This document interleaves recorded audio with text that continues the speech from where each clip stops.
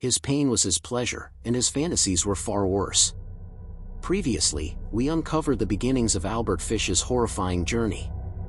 From his troubled childhood in an abusive orphanage, to his seemingly normal family life as a father of 6, we saw how his double life masked unspeakable desires. What appeared to be a harmless, quiet man was in fact a predator waiting to emerge. If you haven't seen part 1 yet, make sure to watch it first, to understand how Albert Fish became the Boogeyman of America. Albert Fish's private world was filled with twisted rituals. He inflicted pain on himself in ways most people couldn't imagine.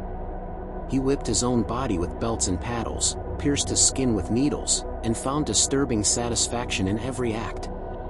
His obsession with pain blurred the line between punishment and desire, fueling a fantasy life that grew darker with each passing year.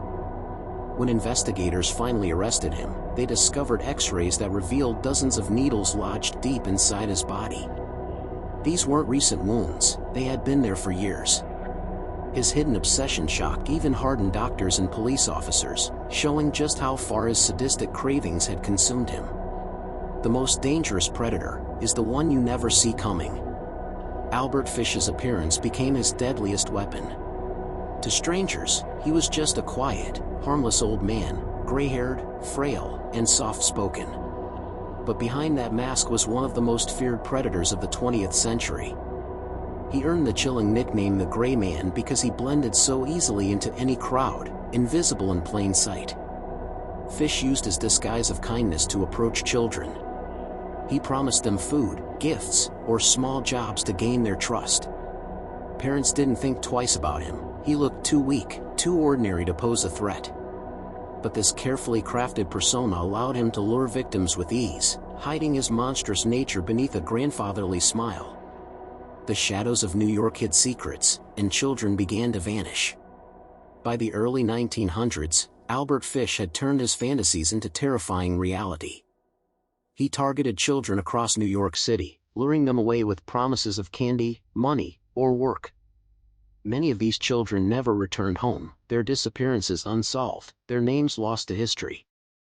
For grieving families, the truth of what happened to their loved ones would never be fully known. The crimes were brutal, acts of torture and murder that went beyond comprehension. Police had no idea that the frail old man walking their streets was behind these disappearances. Each crime left a haunting silence, as if the city itself was being stalked by an unseen predator. Fish had begun his reign of terror, and no one yet realized the true scope of his evil.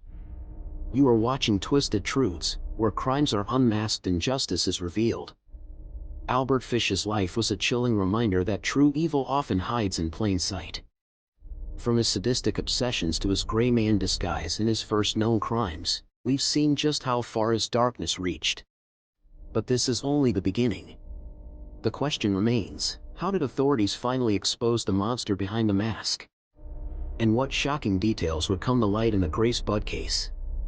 Do you believe monsters like Albert Fish are born evil or shaped by the horrors of their past?